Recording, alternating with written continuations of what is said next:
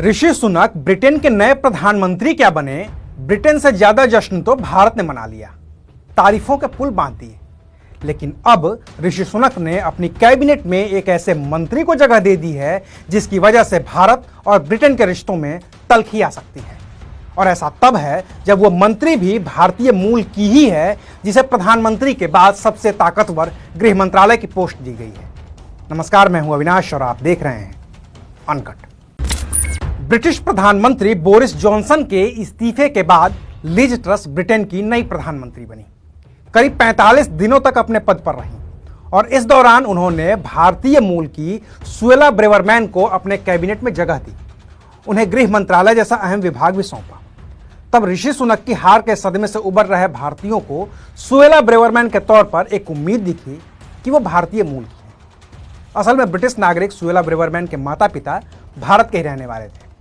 पिता क्रिस्टी फर्नांडिस गोवा के मूल निवासी थे और मां उमा तमिल हिंदू परिवार से थी।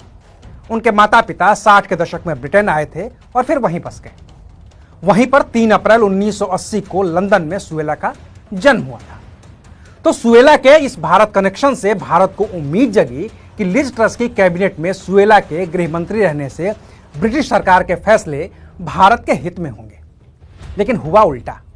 लिज ट्रस तो भारत के साथ बड़े व्यापारिक समझौते करने के पक्ष में थी, लेकिन सुएला ब्रेवरमैन ने कहा कि ब्रिटेन और भारत के बीच जो मुक्त व्यापार या फ्री ट्रेड एग्रीमेंट है, उसकी वजह से ब्रिटेन में भारतीयों की संख्या बढ़ जाएगी, जो ब्रिटेन के हित में नहीं है।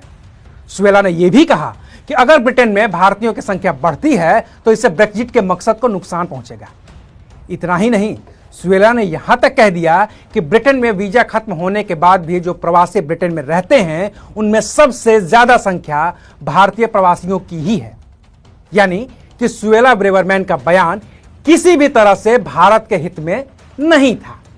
हालांकि वो कुछ बड़े फैसले कर पाती, उससे पहले ही उन्हें इस्तीफा देना पड़ा। आधिकारिक तौर पर तो कहा गया कि सुएला ने